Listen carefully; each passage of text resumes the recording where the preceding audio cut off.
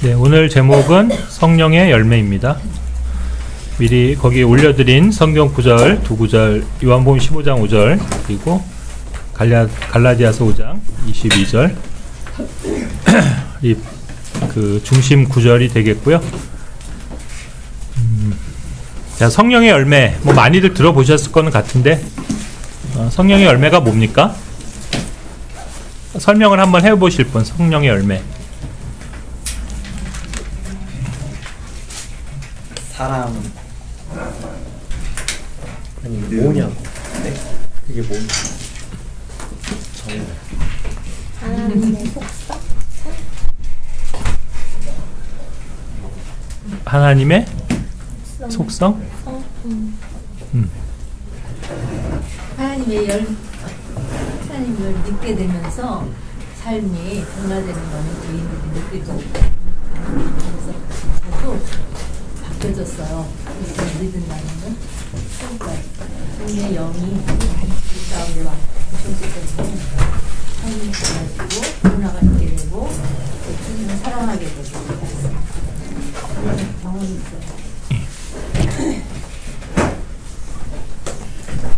또 말씀해 보시고 싶은 거 있어요? 예수님을 믿으면 그 순간 성령이 들어오셔서 우리를 그러니까 성령이 우리를 변화시키는 하나의 영.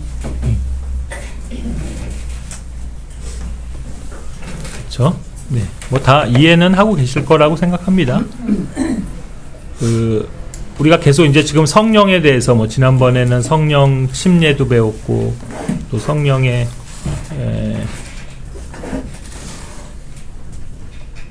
충만, 또 은사, 이제 이런 것들을 지금 공부를 하는 거라고 볼 수 있는데요. 특별히 성령의 열매다 그러면은 그 말 자체에서 어쨌든 성령님은 우리가 공부한 대로 한 하나님이시잖아요, 그죠? 근데 특별히 그 삼위의 하나님, 세 분 하나님 중에서 성령님은 어떤 분이세요? 그러니까 어떤 분이라고 정의할 수 있어요? 그러니까 아버지 하나님과 아들 하나님과 이 거룩한 영의 하나님, 성령님의 그 하나님, 이 세 분을 따로따로 만약 설명을 한다면 성령님은 어떤 뭐라 그러나 라고 규정할 수 있어요, 정의를? 어떤 하나님이신 거예요? 영이신 하나님. 그렇지. 그러니까 성령이죠. 영이신 하나님. 근데 우리가 왜 혼과 영과 육으로 삼위일체를 설명할 때, 그러니까 혼에 해당하는 것은 아버지 하나님이고, 그 다음에 육으로 나타나신 하나님이 예수 그리스도시라고 하면, 이제 영으로서 계시고 활동하시는 분이 하나님이 이제 성령님이신데, 바로 우리가 예수님을 믿고 거듭나는 체험, 역사가 있을 때 바로 우리를 거듭나게 해주시는 분, 또 지난번 공부한 것처럼 우리를 영적으로 그리스도 안으로 침례시켜 주시는 분, 그분이 성령님이시잖아요. 성령님은 특별히 우리 안에 계신 하나님이잖아요. 그게 성령님이잖아요. 그러니까 쉽게 얘기하면 우리 안에 거하시는, 내주하시는 하나님이 성령님이란 말이에요. 그러니까 그 성령님의 열매잖아요. 무슨 뜻인지 이해가시죠? 그러니까 아까 가연자매가 얘기한 것처럼 사실 그 내용들은 보면 하나님의 속성이에요. 그러니까 하나님의 성품이고, 근데 그 하나님의 성품과 속성이 성령님을 통해서 나타나는 거라는 얘기인 거고, 그러면 그 성령님은 우리 안에 계시잖아요. 그러니까 우리 안에서 드러나지는, 보여지고 나타나는 그 하나님의 속성들, 성품들이라고 말할 수 있죠. 근데 그것을 열매로 표현하신 거예요. 열매. 열매 다 아시죠? 네. fruit. 네? 열매. 왜 그러면 열매라고 했을까요? 성령의 열매다. 이런 표현을 쓰실까요? 지금. 우리가 오늘 보는 요한복음 15장 5절에서 예수님께서 어떤 사람은 열매를 많이 맺는다 그랬죠. 그러니까 왜 주님이 열매라는 표현을 쓰셨을까요? 결과로 드러나는. 결과로 드러나니까. 예. 그렇죠. 하나님 나무 가지니까. 하나님이 나무이시고 우리가 가지니까. 그렇죠. 지금 요한복음 15장 5절이 그걸 얘기하는 거죠. 예. 그리고 또요. 씨를 뿌림으로 비유를 잡아서 씨를 뿌림으로써 열매 맺기 때문에 씨와 관련이 있어서 예. 그렇죠. 그런 것도 되겠네요. 또 뭐 다른 묵상이 있으세요? 그러니까 예를 들면 지금 두 번째 구절에서 갈라디아서 5장 22절에서 이제 볼 때 여러분이 그것까지 보셨는지 모르겠지만 그 앞에 19절부터 사실 보면 성령의 열매와 대비되는 거가 나오잖아요. 그건 뭐예요? 육신의? 아니지. 뭐라고 표현됐어요? 육신의 행위라고 돼 있잖아요. 육신의 행위 또는 육신의 일들. 예? 거기서는 그죠? 네. 영어로 works. 그러니까 행위들로 돼 있어요. 그런데 왜 여기는 그러니까 성령의 행위들이 아닐까요? 또는 성령의 일이라고 안 하고 열매라고 한 거잖아요. 그렇다면 또 반대로 거기서는 육신의 열매라고도 할 수 있는데 그렇게 표현 안 하고 거기서는 육신의 행위들이라고 그랬거든. 그러니까 육신의 행위들과 성령의 열매를 이렇게 대비하고 있는 거잖아요. 지금 19절부터 쭉 보면. 그죠?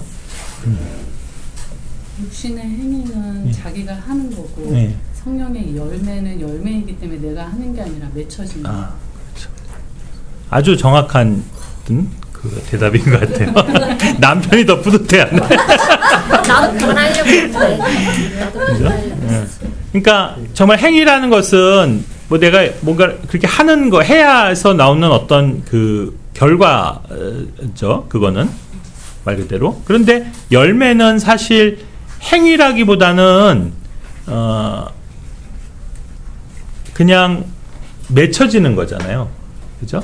그러니까 우리가 일반 나무를 생각해 보면 열매를 누가 맺어요? 나무에서. 나무 자체. 지금 최종적으로 사실 그 열매가 맺히는 곳은 어디예요? 가지. 가지잖아요. 그래서 예수님이 뭐라 하냐면 우리가 가지라고 그랬잖아요. 그러면 그것을 일들이라고 표현하면 가지가 일을 하는 거라고 행위로 얘기를 할 수 있겠으나 열매라고 얘기한 건 뭐냐면 가지에 그냥 나와서 가지에 달려있는 것 뿐이지 실제로 열매를 맺는 거는 가지가 맺는 건 아니잖아요. 네. 누가 맺는 거예요? 나무. 그리고 뭐 나무 자체가 맺는 거죠. 그러니까 이거는 무슨 의미냐면 말 그대로 제목에 있듯이 성령의 열매예요. 그러니까 성령님의 열매지 우리의 열매가 아니라고요. 우리 각자의 열매가 아니라고요. 그러나 육신의 행위들은 내 육신으로 지어서 그렇지 짓는 죄들이고 내 육신이 행동으로 행함으로써 얻는 결과들이란 말이에요. 그러니까 그건 행위죠. 그러나 지금 이제 이야기하고자 하는 것들은 나의 열매가 아니고 하나님의 열매인 거예요. 그러니까 성령의 열매인 거예요. 그걸 다만 가지가 되는 우리를 통해서 나 자신을 한 사람 우리 한 사람을 통해서 그분이 맺으시는 것뿐인 거죠. 이게 가장 본질적인 어떤 걸 거예요. 그렇다면 성령의 열매는 누가 맺을 수 있겠어요? 누가 맺을 수 있어요? 어떤 사람이 성령의 열매가 드러나요? 믿고 그리스도의 일을 열심히. 당연히 네. 성경 말씀대로. 아니죠. 당연히 성령을 소유하고 있는 사람이겠죠. 그러니까 성령이 없는 사람은 성령의 열매가 당연히 나올 수 없는 거죠. 그죠? 그러니까 우리 구원받은 사람에게서만 발견되어지는 이거는 양상이라고요. 그죠? 그러니까 이제 우리가 구체적으로 나중에 묵상을 해본다면 갈라디아서 5장 22절에서 몇 가지를 항목을 얘기하고 있어요. 열거하고 있어요. 9가지요. 9가지. 그거 잘하네. 더 알아요. 9가지. 그럼 앞에 육신 행위들 몇 가지가 기록되어 있어요? 17개가 거기 쭉 행위되어 있어요. 자, 그런데 우리가 그 9가지의 성령의 열매가 맺히는데 그 얘기는 결국 그러니까 이 세상 믿지 않는 사람들에게서는 그것들이 발견할 수 있다는 거예요, 없다는 거예요? 없죠. 없다는 거예요. 그러면 예를 들자면 거기 9가지 중에 첫 번째로 거론된 게 사랑이잖아요. 네. 그럼 이 세상 안 믿는 사람들에겐 사랑이 없어요?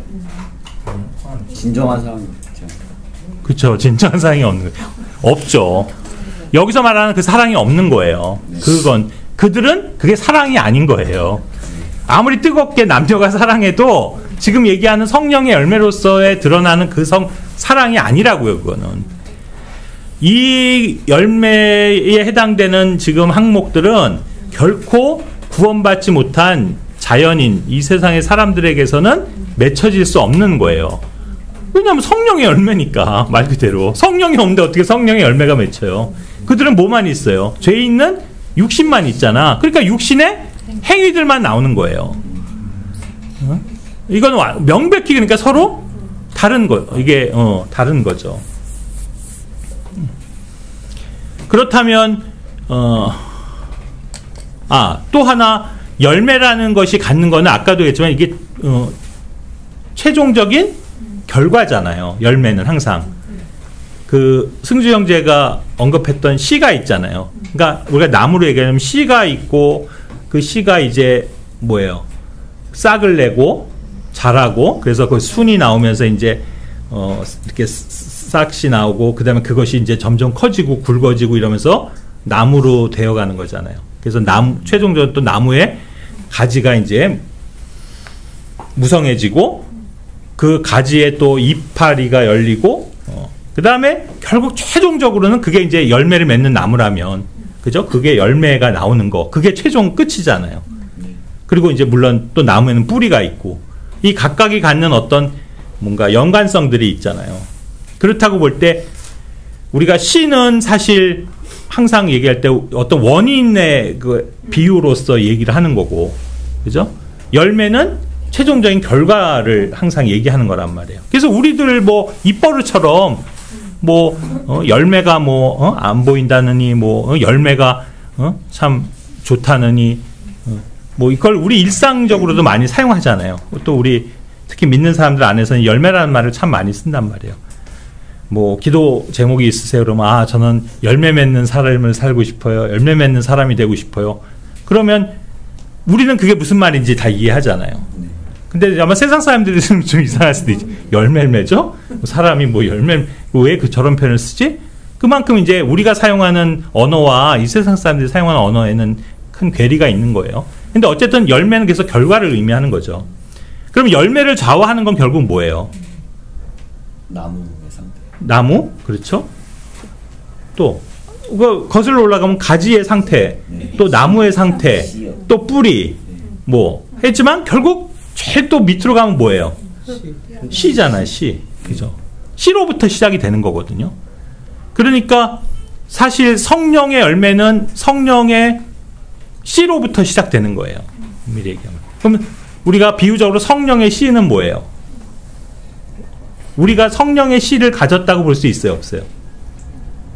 있죠. 있는 거죠. 거듭난 우리 그리스도인들은 성령의 씨앗으로 어떻게 보면 잉태되고 태어난 거예요. 그리스도인이라는 존재가. 그러면 그 성령은 또 뭐예요?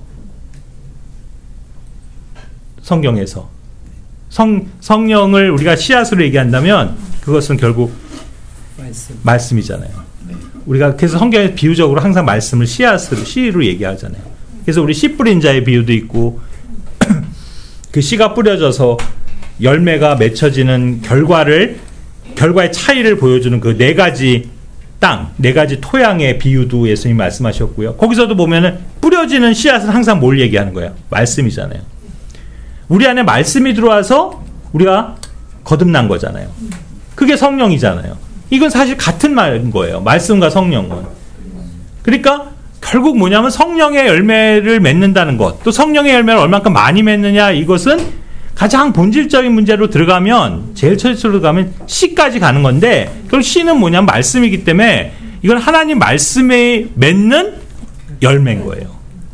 그러니까 말씀이 작용해야지만 되는 거지. 이게 어떤 인위적인 방법이나 우리가 노력을 해갖고 어떤 되는 부분들이 아니라는 거죠. 이건 말 그대로 하나님이 하시는 거잖아요. 그러니까 하나님이 단지 우리를 통해서 나타나시는 것뿐인 거예요. 그러니까 우리가 그 비유에서도 보면 우리는 결국 뭐예요? 뭐에 해당돼요? 거기서 말씀의 씨앗을 받는 뭐예요? 그 토양, 땅이죠, 우리가. 그러니까 어떻게 말씀을 받아들이냐에 따라서 그 맺는 결과가 달라지는 걸 설명하신 거잖아요, 예수님이. 우리가 좋은 마음으로 받는 것을 좋은 땅이라고 말씀하신 거잖아요, 결국. 그러니까 우리가 결국 좋은 땅이 될 것이냐, 나쁜 땅이 될 것이냐. 그죠? 또 우리가 길가에 해당되는 땅이 될 것이냐, 아니냐. 돌밭이냐, 가시밭이냐. 결국 그것은 우리의 상태인 거죠. 말씀은 똑같은 거예요. 그 각각의 땅에 다 뿌려진 씨앗은 똑같은 말씀이에요. 하나님 말씀. 그 말씀이 잘못된 건 없잖아요. 말씀이 부패한 건 아니잖아요. 물론 말씀을 부패시키는 자들이 있지만 말씀 자체는 순수하고 말씀이 진리고 그렇기 때문에 그것에 문제가 있는 게 아니에요. 문제는 그 말씀을 받아들이는 그 땅이 되는 우리들의 컨디션의 문제인 거지. 그러니까 어떤 사람은 정말 좋은 마음으로 말씀을 받아서 그 씨가 잘 자라고 무성하게 이제 나무가 돼서 거기에 많은 열매를 맺어서 뭐 30배, 60배, 100배 열매를 맺었다 이렇게 표현하시는 거죠. 그리고 어떤 사람은 그 말씀을 받았는데 금방 빼앗겨 버려. 새들이 와서 막 쪼아먹고 길가에 뿌려졌기 때문에. 또 돌밭에 뿌려진 사람은 잠깐 뿌리를 내리는 듯 했다가 그죠? 금방 말라 죽고 뜨거운 태양 아래서 그냥 시들어 버리는 그런 경우도 말씀하셨고. 결국 그래서 그것은 이제 우리가 어떻게 열매를 맺냐, 얼만큼 열매를 맺느냐는 사실 말씀에 대한 순종에 달려 있는데 분명한 것은 그래서 그 성령의 열매라는 것은 결국 말씀이 맺는 열매다 이렇게 봐도 결론적으로 틀린 말이 아니겠죠. 그러면 여러분들은 다 성령의 열매를 많이 맺고 싶으신 거잖아요. 그죠? 네. 그럼 어떻게 해야 될까요? 우리가 이제 성령의 열매를 어떻게 하면 많이 맺을 수 있을까요? 말씀대로 생각하는 삶. 그렇죠. 말씀을 공부해야 합니다. 네. 그렇죠. 뭐 다 맞는 말이죠. 근데 왜 우리가 말씀을 공부하고 말씀을 순종하고 말씀을 읽고 행하고 왜 다 이런 것들이 필요한 거냐면 결국 아까도 했지만 우리 안에 거하시는 성령님은 우리 안에서 일하시고 활동하시기를 원하시는데 그것이 가능한 것은 말씀을 통해서만이 가능하다는 거고 그럴 때만이 성령님께서 우리 안에서 일하시고 활동하셔서 그것이 이제 그렇게 되면 드러나는데 그 드러나는 게 열매들이라는 거예요. 그리고 그 열매가 어떤 것들이라는 것을 자세하게 오늘 우리에게 보여주는 구절이 아까 본 갈라디아서 5장 22절의 그거예요. 그래서 사랑부터 시작해서 맨 마지막 뭐예요?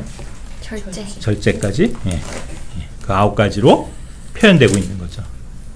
그래서 우리가 이제 그런 것들 그 하나하나를 구체적으로 공부도 할 수 있을 거고 정말 그거 한 단어 한 주제만 떼내도 우리가 충분히 1시간 2시간을 공부할 수 있는 주제들은 되겠죠. 이 시간에 뭐 그걸 다 다룰 수는 없지만 일단 우리가 그냥 오늘은 포괄적으로 성령의 열매가 무엇인지 이것을 이제 먼저 얘기를 해보는 건데 이 성령의 열매를 그래서 우리는 그리스도인이란 마땅히 성령의 열매에 관심을 가져야 되는 거죠.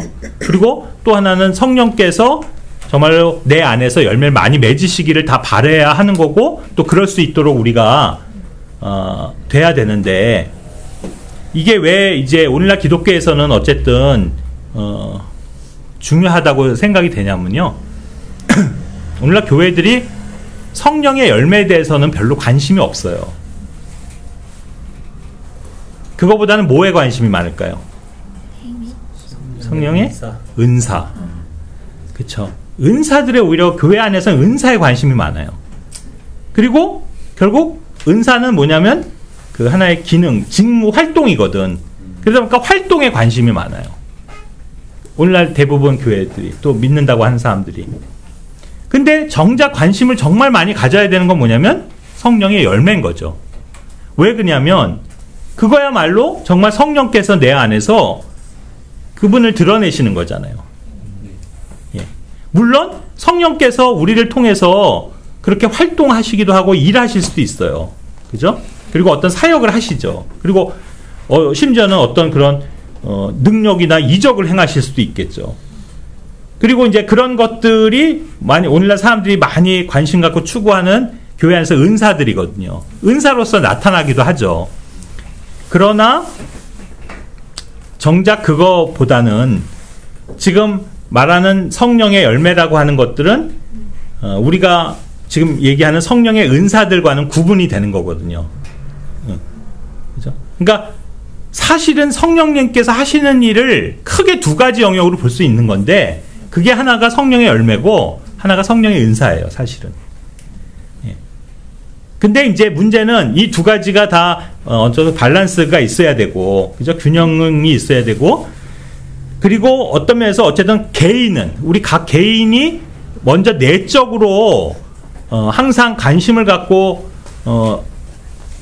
바라야 되는 분야는 사실 성령의 열매인데 너무 오늘날의 교회들의 현상은 이 은사 쪽으로 치중이 돼 있는 거죠. 그래서 은사를 추구하는 거죠, 막. 그렇죠? 그래서 그것이 이제 우리가 지난번에도 얘기했던 특별히 그 은사주의자들이라고 하는 사람들, 그런 교회들의 경향이에요. 그런 교회들이 보이는 두드러진 특징이거든요. 그래서 그런 오늘날의 교인들을 들여다보면 그들의 삶에서는 어떤 성령의 열매가 보이지 않아. 오로지 그냥 뭔가 은사들만 따라가죠. 근데 그들이 또 추구하는 은사는 그 중에서도 은사도 또 사실 원래는 다양하고 굉장히 많은데 다른 것들은 다 제껴놓고 우리가 흔히 그 유대인들과 연관되어 있다고 하는 은사들 있잖아요. 그게 뭐예요? 표적이잖아요, 표적. 그러니까 표적의 은사들은 다 유대인과 관련된 거거든요. 비록 그게 신약의 은사들이라고 하더라도 사실은 유대인과 관련된 거예요. 그게 뭐냐면 병 고치는 거, 방언하는 거, 무슨 그다음에 큰 이적을 행하고 뭐 이런 것들, 이런 게 그런 거잖아요. 그러니까 그런 거에만 열광을 하는 거죠. 그러니까 이거는 아주 잘못된 현상이고 또 오류죠. 교리의 오류라고도 볼 수 있는 거죠. 그래서 이런 것을 추구하는 사람들의 교회의 그 공통점은 보통 그 은사주의자들이라고도 할 수 있고, 그 다음에 결국 그 교회 연합 일치 운동을 최종 목표로 생각하는 그 에큐메니칼이라죠. 그 운동을 하는 그런 교회들의 특징이 결국 바로 그거예요. 은사를 중요시하고 실제로는 성령께서 나를 통해서 드러나시는 그분의 속성, 이것에 대해서는 관심이 없는 거예요. 그러니까 구약의 율법을 예수님께서 신약에 오셔서 새롭게 이제 이렇게 축약해서 두 가지로 말씀하시잖아요. 첫 번째 계명은 하나님을 사랑하는 것이고, 두 번째는 이웃을 사랑하는 건데, 결국에는 이들은 두 번째 계명에만 집중하는 거죠. 정작 하나님에 대해서는 사랑이 없어요. 하나님께 관심이 없고, 또 하나님께서 말씀하신 것, 즉 하나님 말씀에 대해서는 그 어떤 관심이, 사랑이 없는 거지. 그러니까 이게 역전된 거예요. 그러나 결론적으로 말하자면 결국 우리가 하나님의 말씀을 사랑하지 않고는 그 하나님을 사랑하는 것은 불가능한 거잖아요. 우리의 믿음은 그거거든요. 그래서 우리가 잘 아는 것처럼 어디죠? 요한복음 14장 21절, 23절이지. 나의 명령을 가지고 지키는 자라야 나를 사랑하는 자니. 그랬잖아요. 그러니까 우리가 가져야 되는 사랑의 첫 번째 대상은 결국 하나님인데 그 하나님을 사랑한다는 것을 보다 명확하고 구체적으로 표현한다면 그것은 곧 하나님 말씀을 사랑하는 거예요. 그러니까 이런 거죠. 나는 하나님은 사랑해 한다고 하면서 하나님 말씀에는 실제 관심이 없거나 하나님 말씀을 사랑하거나 지키지 않는다면 그 사람은 하나님을 사랑하는 게 아닌 거잖아요. 예. 이제 그런 면에서 볼 때 어쨌든 오늘날 우리가 조심해야 되는 것은 정말 그리스도인들이 구원받은 그리스도인이라면 이제부터 관심을 가져야 되는 것은 성령께서 내 안에서 열매를 맺으실 수 있기를 원하고 그걸 바라야 되는 거죠. 그러기 위해선 성령께서 내 안에서 일할 수 있도록 해야 되잖아요. 그러려면 나는 그 성령님께 순종하고 그 성령님께 인도를 받아야 되는 거죠. 그러니까 성령의 인도함을 받는 그리스도인들에게는 성령의 열매가 보이겠죠. 그러나 성령의 인도를 받지 않고 내 길로 가는, 그러니까 내 육신을 따라서 사는 사람들에게는 성령의 열매가 보이는 게 아니라 뭐가 보이겠어요? 육신의 행위들이 드러나겠죠. 그래서 이건 너무 명확한 거고, 그 다음에 여기에는 뭐 어떻게 보면 이게 뭐 중간이라고 할까? 단계? 그런 게 없는 거죠. 이거 아니면 이거 저건 거예요. 지난번에도 제가 우리 그 육신을 따라 사는 것과 성령을 따라 사는 것에 대해 설명할 때 했지만 결국 그건 거죠. 이 성령의 열매도 마찬가지예요. 그러니까 성령의 열매가 맺히는 사람은 결국 성령님의 인도를 따라서 사는 사람, 성령의 인도함을 잘 받는 사람에게서만이 성령의 열매가 맺힌다 이렇게 볼 수 있겠죠. 자, 그러면 이제 갈라디아서 5장 그 22절을 통해서 좀 생각을 더 구체적으로 해보자고 하면 먼저 질문을 할게요. 여기 분명히 9가지잖아요. 그런데 그러면 the fruits of the spirit이 돼야 될 것 같잖아. 복수가 돼야 될 것 같잖아요. 근데 복수예요, 단수예요? 성령의 열매들이 아니고 성령의 열매는 이것이다 하면서 9개를 쭉 열거하고 계신 거예요. 그건 어떤 의미가 있을까요? 왜 단수일까요? 성령의 열매가? 이 9개가 다 하나. 그렇지. 결국 9개가 다 하나라는 거예요. 엄청 뿌듯해하는데. 다 알고 있었어. 그러니까 이 9가지가 하나라는 뜻은 뭐예요, 그러면? 그 9가지가 하나라는 게 무슨 말이에요? 하나 한두 개 요소만 충족하죠. 한두 개만 뭐야? 한두 개만 나타날 수가 없다. 한두 개만 나타날 수 없다는 거죠. 제가 사랑과 기쁨만 했다고 해서 성령의 열매가 맺히는 게 아니라 이 9개를 전부 다 해야 성령의 그러니까 불충분하다? 뭐 그렇게 말할 수도 있겠네. 또는 과일 하나에 9가지 마시는 9가지가. 포도 알처럼 이렇게 9개가 있잖아요. 그게 결국엔 하나의 과일. 하나의 과일인데 알은 9개잖아요. 이렇게. 역시 예술. 좋은 표현이죠. 비유네. 그죠? 네. 그렇죠, 사실. 우리가 그래서 실제로 포도 열매를 로 많이 우리가 여러분 뭐 성령의 열매를 그림으로 그리면요 포도로 많이 그려요. 왜냐하면 그래서 포도 한 송이 한 송이마다 이렇게 사랑, 그다음에 희락, 기쁨, 이렇게 하나씩 다 해서 하나의 열매로 표현을 하잖아요. 그러니까 이거는 그 엄밀하게 얘기하면 따로따로 놀 수 있는 게 아닌 거죠, 사실은. 그러니까 어떤 사랑은 있는데 기쁨은 없다? 이건 좀 말이 안 맞는 거라는 거예요, 원래는. 왜냐면 이건 공통된 하나님의 아까도 했지만 속성이니까 하나님의 성품이잖아요. 그죠? 그러니까 하나님 원래 사랑이시잖아요. 그죠? 그리고 하나님 안에는 그 정말 진정한 기쁨이 있고 평화가 있잖아요. 그렇다면 그것이 만약에 성령을 통해서 우리에게 나타나진다면 그것이 다 나타나야 되는 거지. 뭐 기쁨만 나타나고 평화는 없고 평화는 깨져 있고, 그죠? 뭐 이러고 안 되는 거죠. 뭐 온유함은 있는데 절제는 없고 이거 아니라는 거죠. 그런 면에서 이것을 다른 것으로 취급하신 게 아니라 그냥 하나의 열로 말씀하신 거예요. 그래서 그냥 단수로 성령의 열매다 이렇게 표현을 하시는 거예요. 그러나 어쨌든 이 각각이 나타난 양상은 이렇게 9가지로 그 성령께서 나타나시기 때문에 우리는 이 각각에 대해서 다 이렇게 주목을 할 필요가 있고 또 묵상해 볼 필요가 있고 공부해 볼 필요가 있는 거죠. 당연히. 그리고 또 거기서 내가 어떤 면에서 더 그 주님 앞에서 감사한 것도 있을 거고 또는 이 부분에서 더 주님께서 내 안에서 그 성품을 이렇게 드러내실 수 있기를 원하면서 기도하는 영역이 있을 수도 있고 그러겠죠. 예. 그렇다면 그 9가지 중에서 여러분 스스로가 생각할 때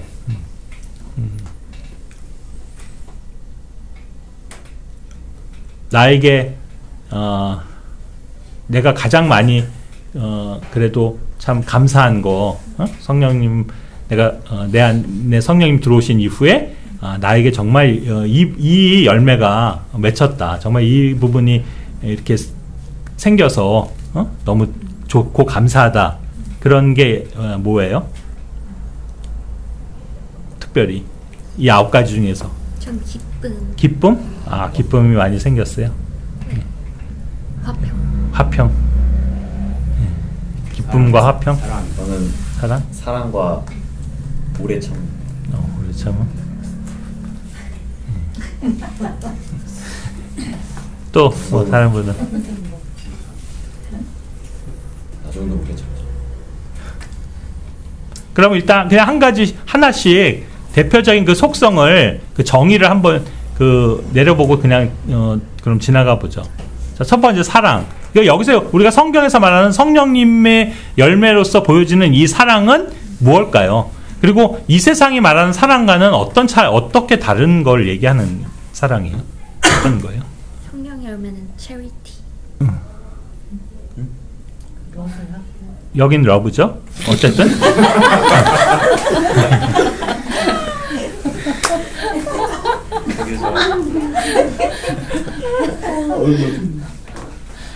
그러니까 사랑의 정의부터가 우리가 그리스도인들은 잘 알아야 될 것 같아요. 왜냐하면 이 사랑이라는 개념만큼 오늘날 이 세상에서 그렇게 왜곡되어 있고 잘못되어 있는 거가 없잖아요.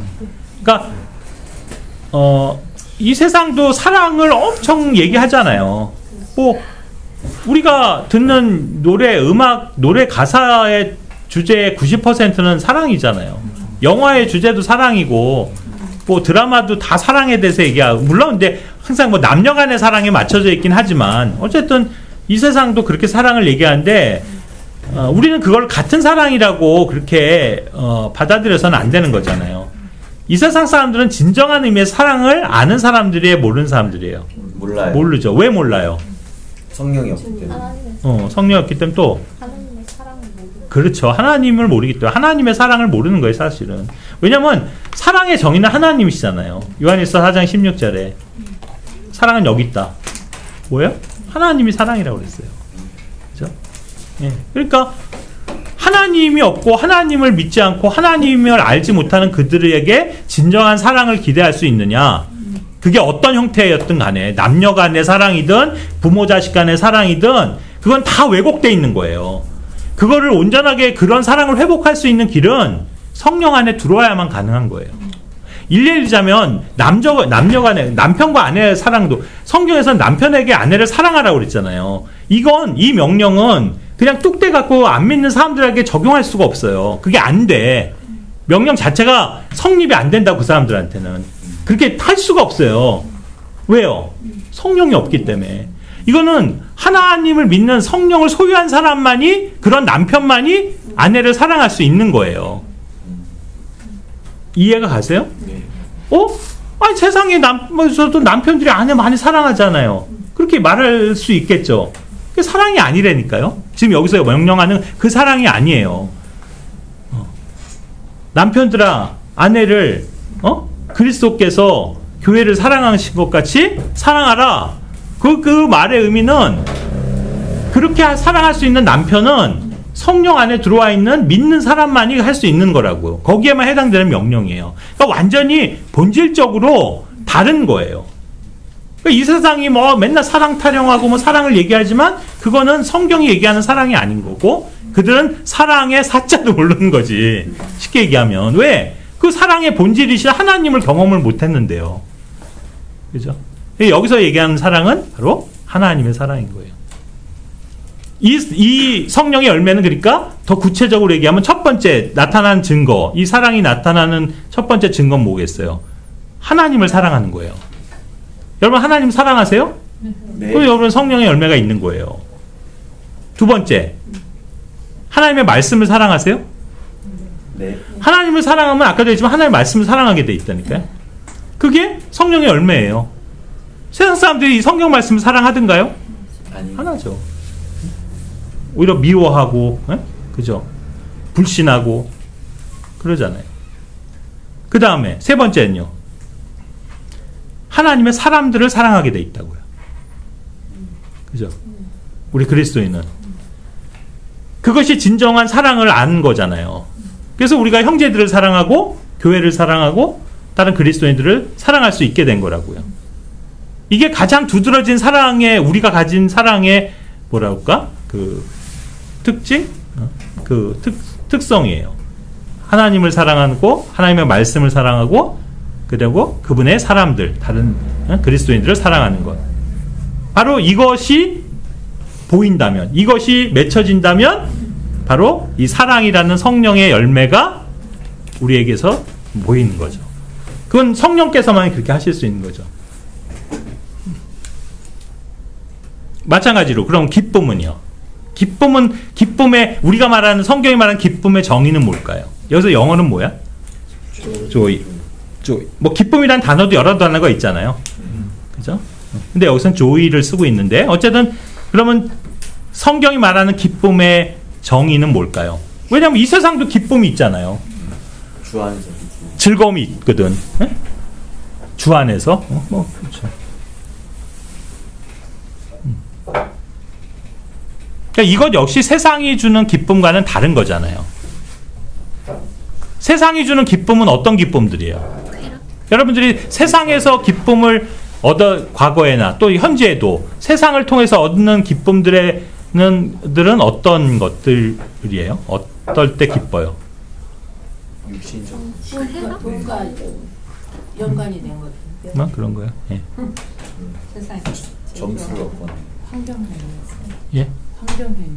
환경에 있는. 예. 쾌락 같은 거. 쾌락. 예. 그렇죠. 그러니까 세상이 주는 어떤 분명히 기쁨이나 즐거움들도 있거든요. 근데 그것은 성령이 주시는 기쁨이 아니잖아요. 그러니까 그거는 차원이 또 다른 거잖아요. 네. 그렇죠? 예를 들자면 뭐 우리가 흔히 말하는 재미라고 표현하는 것들 있잖아요. 그 재미가 뭐냐면 그걸 통해서 기쁨을 누리잖아요. 여러분들이 막 음악을 보고 음악을 듣고 영화를 보고 뭐 재밌는 걸 뭐 코미디를 보면서 깔깔대고 또 즐거운 일 있을 때 막 사람들하고 대화하면서 재밌다고 막 그러고 좋아하고 막 젊은이들이 335 모여서 막 대화하면서 막 깔깔대고 웃고 그럴 때 재밌으니까 기쁘니까 웃는 거잖아. 슬프니까 하는 건 아니잖아요. 근데 그 기쁨의 원천이 그게 우리가 지금 말하는 하나님 성령께서 주시는 기쁨하고는 다른 거예요. 예. 그래서 이게 이제 뭐 여러 가지 그렇게 하고 뭐 우리가 그 어감상 주는 것들이 있지만 실제로 이제 단어가 차이가 많이 여러 단어가 있는데 뭐 쾌락이라는 단어도 쓰고 뭐 지금 얘기해서 fun 뭐 재미도 있고 즐거움도 있고 이런 것들인데 우리가 그런 것들을 잘 또 어떻게 보면 단어적으로도 구별해서 우리가 생각해 볼 필요가 있어요, 분명히. 그렇죠? 그리고 그런 것들에 대한 어떤 좀 묵상이 그리스도인들에게도 필요하겠죠. 특히 이제 여기 청년들도 많으니까. 특히 청년들이 많이 추구하는 게 결국 이거잖아요. 여러분들이 기쁜 걸 그러니까 기쁘고 즐겁고 재미나는 걸 추구하지 젊은이들이 막 괴롭고 뭐 힘들고 슬프고 고통스럽고 이런 걸 선호한 사람은 없잖아요. 그러다 보니까 그런 거를 쉽게 주는 게 세상에서는 뭐냐면 그런 방법들인 거잖아요. 뭐 게임을 통해서 오락을 통해서 뭐 그런 미디어를 통해서 그런 어떤 액티비티를 통해서 그렇다고요. 그러니까 그런 거에 많이 그리스도인이다 하더라도 그런 것을 통해서 세상의 기쁨과 즐거움에 자꾸 탐닉을 하다 보면 우리가 성령이 주시는 그 진정한 기쁨을 누릴 수가 없게 되겠죠. 그러니까 이거를 우리가 잘 구분하고 또 조심하고 경계해야 될 부분이 분명히 있다. 그런 생각이 듭니다. 이게 우리가 아주 어떻게 보면 현실적인 실제 생활에서 우리가 마주하는 문제들이잖아요. 그래서 기본적으로 그런 것도 여기 뭐 얘기 나온 김에 드리고 싶어요. 우리 특히 젊은 저기가 있으면 뭐 저도 그런 시절을 다 겪었고 뭐 그런 실패를 많이 하고 했던 사람이지만 결국 뭐냐면 너무 그러니까 항상 재밌는 거를 추구하는 삶 그거를 이렇게 좀 조심해야 돼요. 지양해야 돼요. 예. 그렇죠? 그러다 보면 점점 이렇게 자극적이고 그런 재미를 아주 어떻게 보면 즉흥적으로 인스턴트적으로 줄 수 있는 쪽에 자꾸 시간과 내 에너지를 쓰게 돼 있거든. 여러분들이 왜 게임하세요? 재밌으니까 하는 걸 거 아니야. 그 재미를 끊어야 된다 이거예요. 그렇지 않고서는 정말로 이 성령이 주시는 기쁨이나 진정한 이 희락 그 기쁨을 그것을 맛볼 기회가 없는 거지. 거기에 많은 시간을 들이다 보면. 그렇지 않겠어요? 그러니까 너무 이렇게 뭐 항상 재밌는 거 이런 거 할 게 아니라. 그리고 사실 좀 너무 시니컬한 얘기일지 모르겠지만 사람이 인생 자체가요 재밌는 게 사실 없는. 그러니까 인생이 즐겁고 재밌는 게 인생이 아니에요 원래. 네? 그렇잖아요. 모세가 뭐랬어요? 시편 50편에 인생은 뭐랬어요? 슬픔과 수고와 슬픔의 연속이라고요. 원래 인생은 괴로운 거지 인생은 즐거운 게 아니에요. 그러니까 인생은 즐거워 이렇게 말하는 세상의 저기는 사실 속임수야. 인생은 즐겁지 않아요. 원래 기본적으로 인생은 괴로운 거잖아. 왜냐하면 죄가 들어와서 인생이 왜곡되어 있는데 어떻게 즐겁고 거기에 기쁨이 있겠냐고요. 그게 진정한 하나님께로 우리가 회복되지 않는 이상은 그것이 될 수가 없는 거라고요. 그래서 그런 것에 자꾸 너무 기대하고 뭔가 내가 뭐 오늘은 재밌는 일 없을까? 뭐 하고 그렇게 두리번거리고 어슬렁거리고 할 그게 아니고 진정한 기쁨을 줄 수 있는 게 어디서 오는가를 여러분이 심각하게 생각을 해봐야 되는 거죠.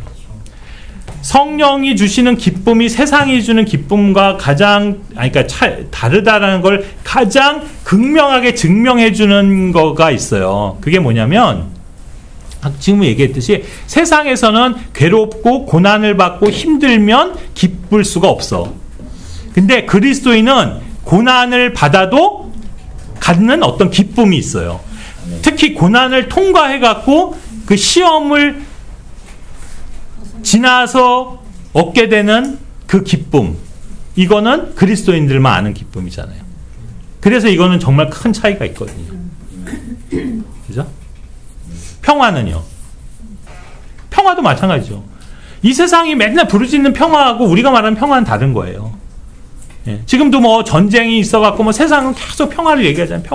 평화를 원하잖아요. 그런데 이 세상이 말하는 평화가, 진정한 평화가 그들의 어떤 방식으로 그들의 어떤 또 추구하는 그런 노력으로 이루어지지 않는다는 거예요. 예. 그래서 우리가 뭐 지난번에도 설교할 때 그 주제 했지만 실제 전쟁 이스라엘 땅에서 이스라엘 땅에 결코 예수님이 오시기 전까지는 진정한 평화가 올 수가 없는 거예요. 근데 세상은 그게 올 수 있다고 믿는 거고 뭐 어떻게 그걸 해볼까 실현해볼까 해갖고 하는 거고 맨 그러잖아요. 그래서 뭐 맨날 평화를 얘기하잖아요. 응? 이제 새해가 되면 또 로마 그 교황청에 누구야? 교황은 또 나와서 이제 신년 메시지를 얘기하겠지. 맨날 똑같아요. 뭐예요? 에? 온 세계에 평화가 깃드는 한 해가 올해가 되길 원하니까. 그들이 말하는 평화는 이루어질 수가 없는 거라고. 그건 우리가 얘기하는 평화가 아니에요. 성경이 말하는. 성경에서 얘기하는 평화라는 것은 진짜로 주님만이 우리에게 주실 수 있는 그런 거죠.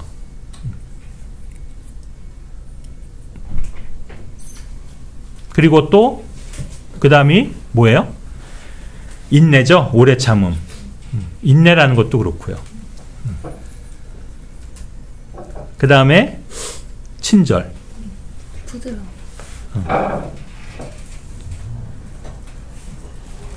다섯 번째가 친절. 친절함 맞죠? 부드러움이라고 표현되어 있어. 우리 성경 부드러움으로 번역했어요. 네.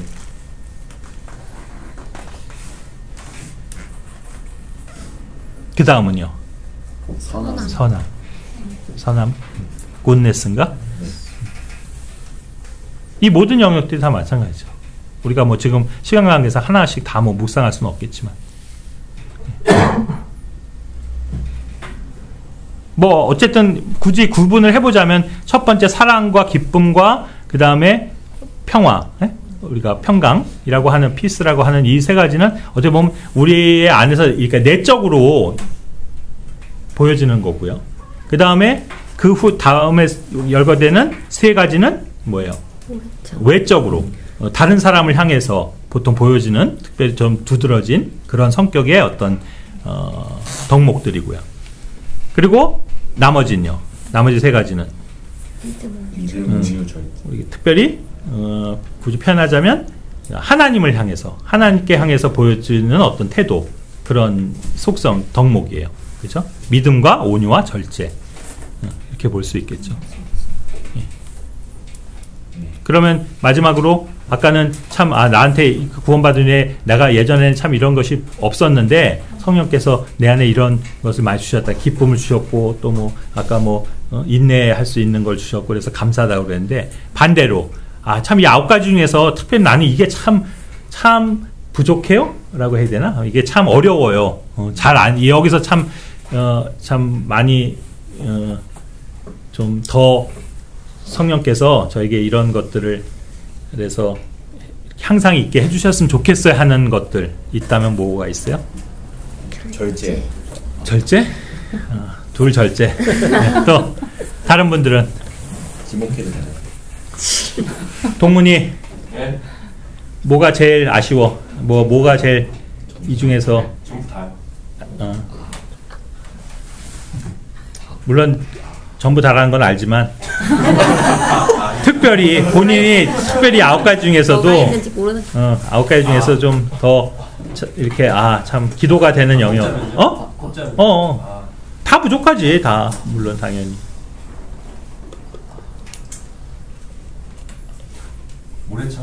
오래 참음, 인내.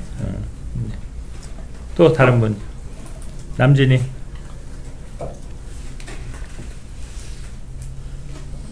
저도 절제라는 거 있잖아요. 절제. 여정 그다음에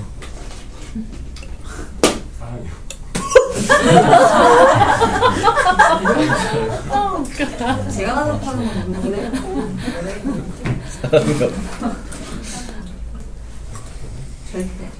절제.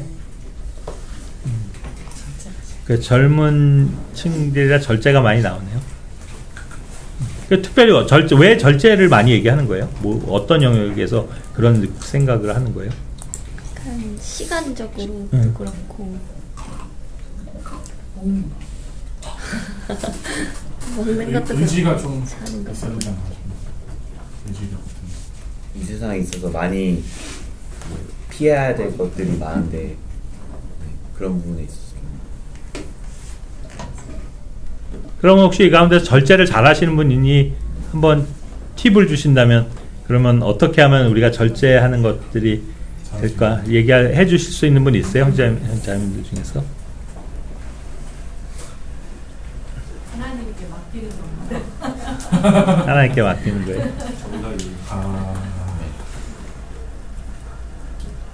절제도 훈련?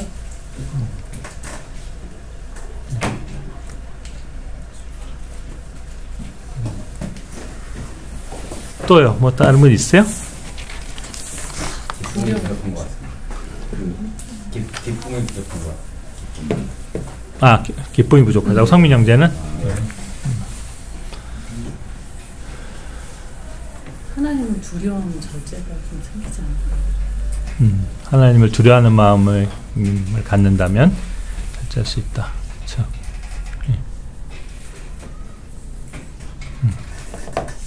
그러니까 다시 그 앞에 얘기한 것처럼 어쨌든 이 모든 항목이요 성령께서 하시는 부분이기 때문에 우리가 성령님께 드려지면 가능하지 그렇게 되는 거지만 내가 막 내 뜻대로 내 육신 내 노력으로 그냥 그렇게 해 보려고 한다고 해서 되는 거는 아니라는 거죠.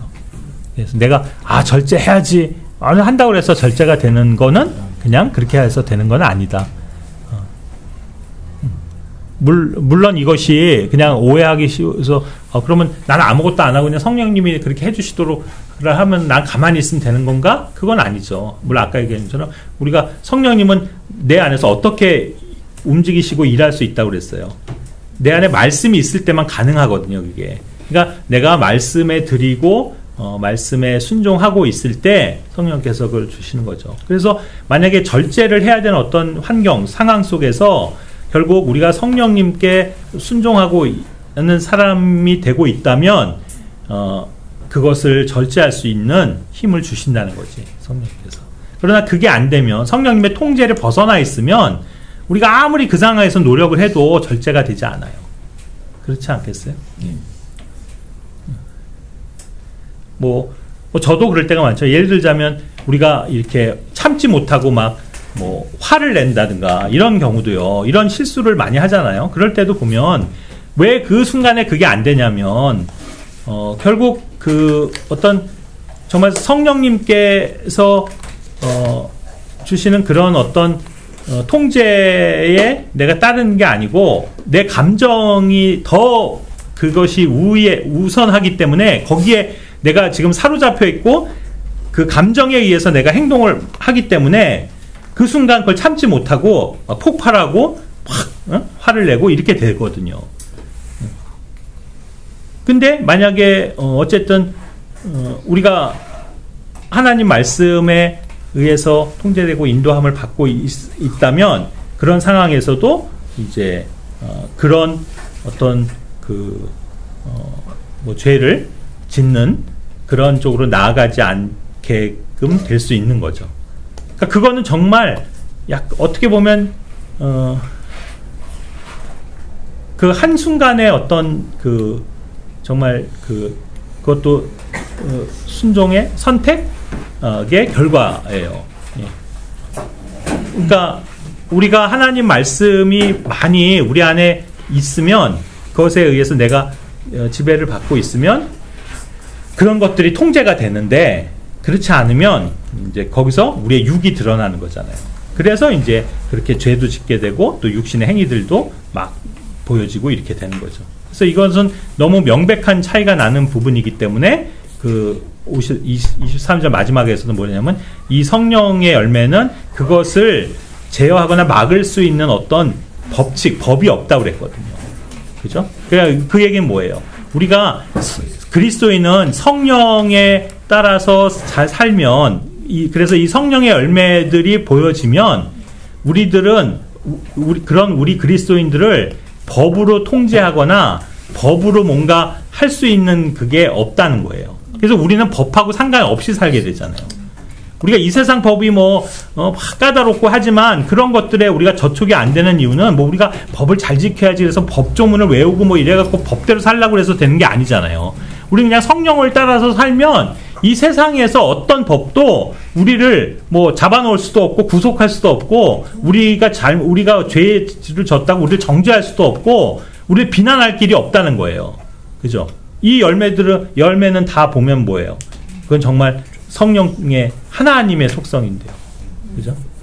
그래서 우리는 차원이 그런 면에선 법과는 다른 그런 삶을 사는 사람들이다. 이렇게 이해하시면 될 것 같아요.